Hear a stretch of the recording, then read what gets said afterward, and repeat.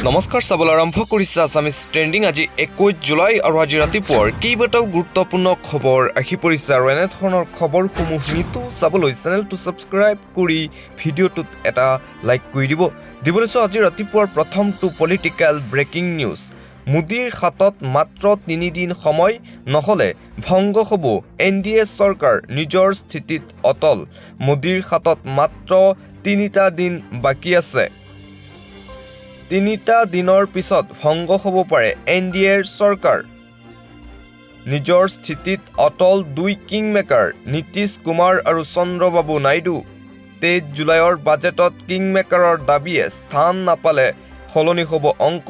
1 লাখ কোটিৰো অধিক পেকেজ ঘোষণাত আউল লাগিছে বিজেপিৰ অংকত। মোদীয়ে মিলাব পৰা নাই নীতিশ কুমাৰ চন্দ্ৰবাবু নাইডুৰ দাবী। নীতিশ নাইডুৰ দাবী পূৰণ কৰিলেই আন সহযোগী দলৰ ৰোষত পৰিব ভাৰতীয় জনতা পাৰ্টীৰ চৰকাৰ। বিশেষ ৰাজ্যৰ মৰ্যাদা বিচাৰিলে NDAৰ সহযোগী JDUৱে। বিহাৰক লাগে বিশেষ ৰাজ্যৰ মৰ্যাদা। বিহাৰৰ মুখ্যমন্ত্ৰী নীতিশ কুমাৰৰ JDUৱে ৰাখিলে এই প্ৰস্তাৱ। JDUৰ প্ৰস্তাৱক সমৰ্থন HAM আৰু LJPৰ। বিশেষ ৰাজ্যৰ মৰ্যাদা অথবা বৃহৎ পৰিমাণৰ পেকেজ লাগে বিহাৰক।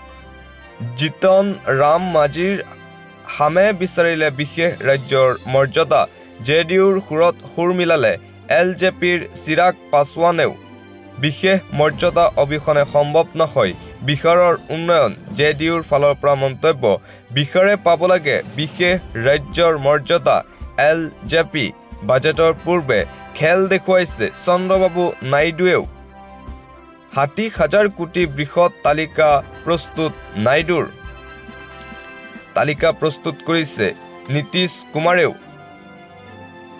বিজেপিয়ে মিত্ৰতা কৰা পূৰ্ণ সুযোগ লৈছে এতিয়া 2 কিংমেকাৰ চন্দ্ৰবাবু নাইডু আৰু নীতিশ কুমাৰে। বিহাৰ আৰু অন্ধ্ৰপ্ৰদেশৰ বাবে 2 কিংমেকাৰে বিচাৰিলে 1 লাখ কোটিৰো অধিক। দাবী নামানিলেই মিত্ৰতা ভংগৰ পূৰ্ণ সম্ভাৱনা। 2 কিংমেকাৰৰ ইটোৰ পাছত আনটো নতুন দাবীত এতিয়া শংকিত ভাৰতীয় জনতা পাৰ্টীৰ। নীতিশ কুমাৰ আৰু চন্দ্ৰবাবু নাইডুৱে 3টা দিন এতিয়া বান্ধি দিছে মোদীক। 3টা দিনৰ ভিতৰত যদি দাবী নামানে তেন্তে ভংগ হ'ব NDA নেতৃত্বত গঠন হোৱা বিজেপি চৰকাৰ। দিবলৈ আন এটা ব্ৰেকিং নিউজ। 2051 চনত অসমত সংখ্যালঘুৰ জনসংখ্যা হ'ব 3,01,18,338 গৰাকী। পুনৰ সংখ্যালঘু মুছলমানৰ জনসংখ্যা বৃদ্ধিক লৈ ৰাজ্যৰ মুখ্যমন্ত্ৰী ডক্টৰ হিমন্ত বিশ্ব শৰ্মাৰ ডাঙৰ তথা বৃহৎ মন্তব্য। ঝাৰখণ্ডত যোৱা কেইদিনমান আগত মন্তব্য কৰাৰ পিছত অসমতো এই মন্তব্য হিমন্তৰ। 2051ত অসম হ'ব মুছলিম প্ৰধান ৰাজ্য। মুখ্যমন্ত্ৰীৰ মন্তব্যৰ পাছতে ৰাজ্যজুৰি ব্যাপক প্ৰতিক্ৰিয়া। দল সংগঠনৰ প্ৰতিক্ৰিয়া পাছতেই মুখ্যমন্ত্ৰী হিমন্ত বিশ্ব শৰ্মাৰ স্পষ্টীকৰণ। তথ্যভিত্তিত দাঙি ধৰিলে ক্ৰমবৰ্ধমান জনসংখ্যা বৃদ্ধি, য'ত স্পষ্ট ৰূপত 2051ত মুছলমানৰ জনসংখ্যা হৈছেগৈ 3,01,18,308। প্ৰতি বছৰে গড়ে 10,000কৈ জনসংখ্যা বৃদ্ধি পাইছে মুছলমানৰ। শতাংশ হিচাপত প্ৰায় 40% হৈছেগৈ অসমত মুছলিমৰ জনসংখ্যা। কিতাপৰ তথ্য দি উদাহৰণ দাঙি ধৰিলে মুখ্যমন্ত্ৰী হিমন্ত বিশ্ব শৰ্মায়ে। সামাজিক মাধ্যমত তথ্য সহকাৰে দাঙি ধৰিলে জনসংখ্যা বৃদ্ধিৰ ভয়াৱহ ছবি। 2051ত অসম হ'ব মুছলিম প্ৰধান ৰাজ্য, মন্তব্য হিমন্ত বিশ্ব শৰ্মাৰ। দিবলৈ আন এটা অতিকৈ গুৰুত্বপূৰ্ণ খবৰ। মুখ্যমন্ত্ৰী হিমন্ত বিশ্ব শৰ্মাক সমালোচনা কৰি বিধায়ক অখিল গগৈৰ দাবী। অসমৰ খিলঞ্জীয়া মানুহৰ কাৰণে সাংবিধানিক সুৰক্ষা কৱচ দিয়ক হিমন্তই। অসমক বিশেষ ৰাজ্যৰ মৰ্যাদা দিয়ক হিমন্তই। অসমৰ মানুহৰ বাবে ভূমি আৰু মাটিৰ সুৰক্ষা দিয়ক বিজেপি চৰকাৰে। বিধানসভাত খিলঞ্জীয়াৰ বাবে 80% আসন সংৰক্ষণ কৰক। 6 জনজাতিৰ জনজাতিকৰণ দিয়ক হিমন্ত বিশ্ব শৰ্মাৰ চৰকাৰে। অসমৰ সকলো চাকৰিত অসমৰ মানুহৰ বাবে 80% সংৰক্ষণৰ ব্যৱস্থা কৰক ৰাজ্য চৰকাৰে। হিমন্ত বিশ্ব শৰ্মা আৰু বিজেপিক লৈ এইদৰে সংবাদ মেল যোগে দাবী শিৱসাগৰৰ বিধায়ক অখিল গগৈৰ। পৰৱৰ্তী খবৰ বিজেপিত এতিয়া প্ৰলোভনৰ ৰাজনীতি বিজেপি এৰি কংগ্ৰেছলৈ বিজেপিৰ প্ৰাক্তন বিধায়ক অশোক শৰ্মা আনুষ্ঠানিকভাৱে ভাৰতীয় জনতা পাৰ্টিৰ দল এৰিলে অশোক শৰ্মাই বিজেপি দলক লালন পালন কৰি চৰকাৰ গঠন কৰালৈ থাকিলো এতিয়া সেই দল এৰাৰ সিদ্ধান্ত লৈছো বিজেপি এৰাৰ সিদ্ধান্ত মোৰ অন্তৰ দখি গৈছে মই অত্যাচাৰৰ সন্মুখীন হৈছো নিজৰ ঘৰতে মোৰ অত্যাচাৰ হৈছে মই বাৰে বাৰে অপমানিত হৈছো বিজেপিত থাকি কংগ্ৰেছত কেতিয়া যোগদান কৰিম নিশ্চিত কৰা নাই এতিয়াও কিন্তু যোগাযোগ চলি আছে কংগ্ৰেছ দলৰ সৈতে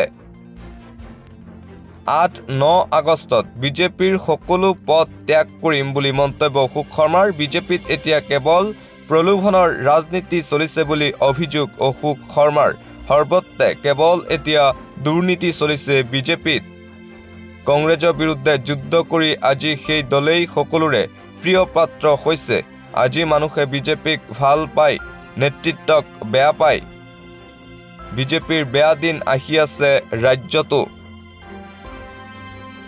আজি বিজেপিয়ে আসন পালেও কেৱল প্ৰলোভনৰ বাবে লাভ কৰিছে নিৰ্বাচনৰ পূৰ্বে ঘোষণা কৰা লাখপতি বাইদেউ আঁচনি এতিয়াও নাপালে এজন স্বেচ্ছাচাৰী ল'ৰা ৰজাৰ নেতৃত্বত চলি আছে বিজেপি আনুষ্ঠানিকভাৱে বিজেপি এৰিলে এইবাৰ প্ৰাক্তন বিধায়ক অশোক শৰ্মাই দিবলৈ চাওঁ এটা অতিকৈ গুৰুত্বপূৰ্ণ খবৰ মুখ্যমন্ত্ৰী হিমন্ত বিশ্ব শৰ্মায়ে ল'ব প্ৰতিশোধ হিমন্ত বিশ্ব শৰ্মাৰ হুংকাৰ ৰাম নৱমীৰ ৰেলীত আক্ৰমণ কৰা সকলৰ বিৰুদ্ধে এটাকৈ হিচাপ আদায় কৰিম চন্দ্ৰ সূৰ্য থকালৈকে ভাৰতত কেৱল জয় শ্ৰীৰাম ধ্বনি চলিব ৰাম নৱমীৰ ৰেলীত আক্ৰমণ কৰা সকলক 3 মাহৰ সময়সীমা বান্ধি দিলে মুখ্যমন্ত্ৰী হিমন্ত বিশ্ব শৰ্মাই মহৰমৰ ৰেলীত পেলেষ্টাইনৰ পতাকা উৰুৱা সকলৰ বিৰুদ্ধে প্ৰতিশোধ লোৱা হ'ব পেলেষ্টাইনৰ পতাকা উৰুৱা সকলক সাৱধান কৰি দিলে মুখ্যমন্ত্ৰী হিমন্ত বিশ্ব শৰ্মাই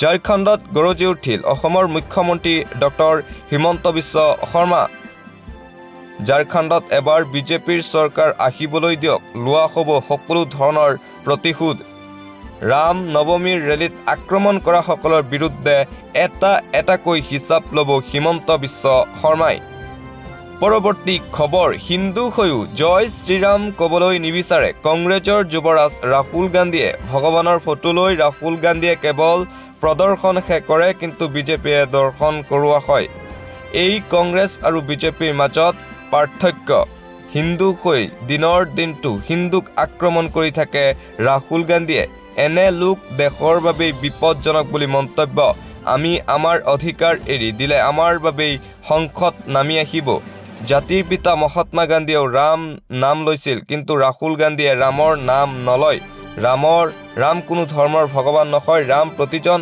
ভাৰতীয়ৰ বাবে সন্মান হিন্দু মুছলমান সকলোৱে ৰামৰ নাম ল'ব লাগে ভাৰতৰ অংক ভালদৰে নাজানে কংগ্ৰেছৰ যুৱৰাজ ৰাহুল গান্ধীয়ে ৰাহুল গান্ধীৰ বাবে 99 ডাঙৰ 240 সৰু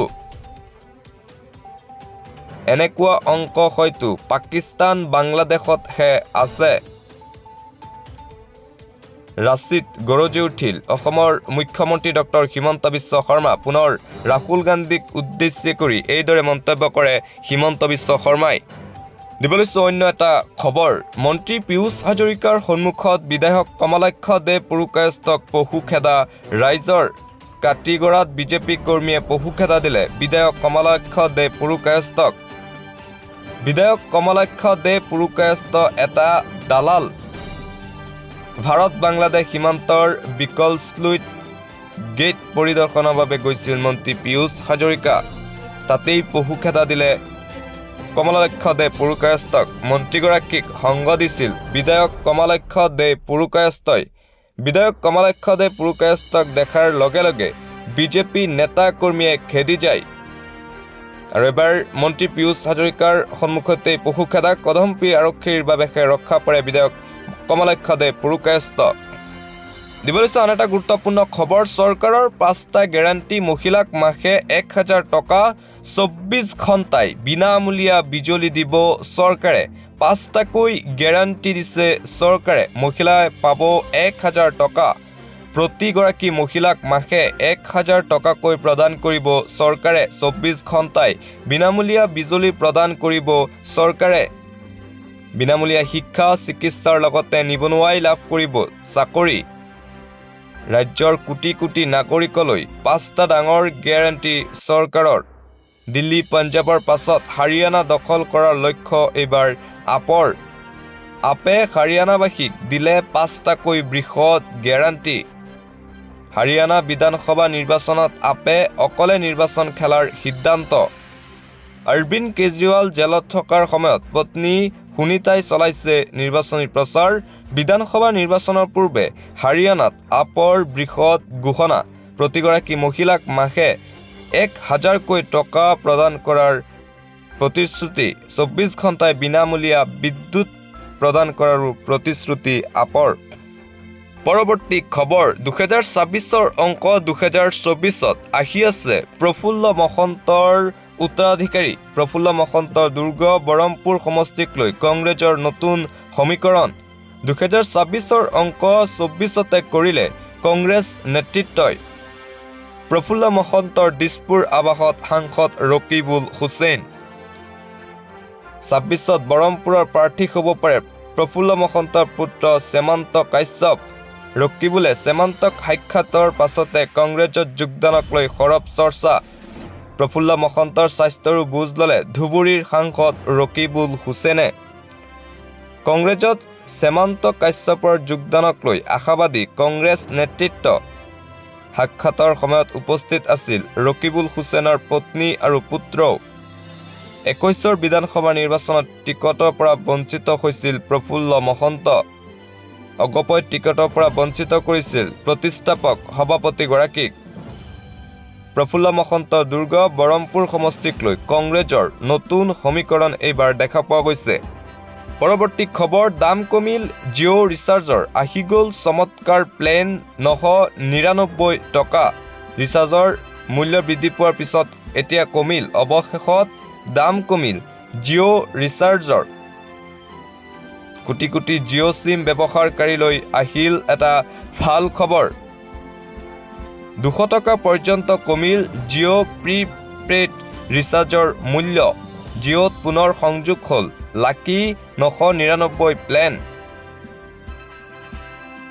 1199 টকাৰ ৰিচাৰ্জৰ মূল্য হ্ৰাস কৰিলে জিঅ'ই। 3 মাহৰ বাবে গ্ৰাহকে পাক সীমাহীন ভইচ কলৰ সুবিধা। দৈনিক 2 GB ডাটা সংযোগ কৰা হৈছে এই প্লেনত। প্ৰতিদিনে 100 মেছেজ 3 মাহলৈ কৰিব পাৰিব গ্ৰাহকসকলে। 5G গ্ৰাহকৰ বাবে জিঅ'ই পুনৰ আনিলে এই নতুন 999 প্লেন। নতুন প্লেনৰ পাছতে জিঅ' সলনি কৰাৰ সম্ভাৱনা প্ৰতিটো প্লেনত। অক্টোবৰৰ পূৰ্বে নতুন তালিকাৰে ধামাকা দিবলৈ সাজু হৈছে জিঅ'। মূল্যবৃদ্ধিৰ পাছত বৃহৎ লোকচানৰ সন্মুখীন হৈছিল জিঅ'। লাখ লাখ গ্ৰাহকে সলনি কৰিছিল জিঅ' চিম BSNLলৈ। তাৰ পাছতে কম মূল্যত জিঅ'য়ে ঘূৰাই আনিলে 999ৰ লাকি প্লেন। জিঅ'ৰ গ্ৰাহকক ধৰি ৰখাৰ প্ৰয়াসেৰে এই বৃহৎ সিদ্ধান্ত গ্ৰহণ কৰিছে। পুনৰ আনলিমিটেড নতুন প্লেনত প্ৰকাশ পাব ৰিচাৰ্জৰ তালিকা। জিঅ' এৰি যোৱা গ্ৰাহকৰ মোবাইলে জিঅ'ৰ বিশেষ মেছেজ। জিঅ' এৰি অন্য সেৱালৈ পৰ্ট নকৰিবলৈ আহ্বান। কেনেকৈ পুনৰ জিঅ'ৰ সৈতে সংযুক্ত হ'ব তাৰ বাবেও দিলে সুবিধা। কেনচেল টাইপ কৰি জিঅ' নম্বৰ লিখি 1900লৈ প্ৰেৰণ কৰাৰ আহ্বান। অৱশেষত দাম কমিল জিঅ' ৰিচাৰ্জৰ।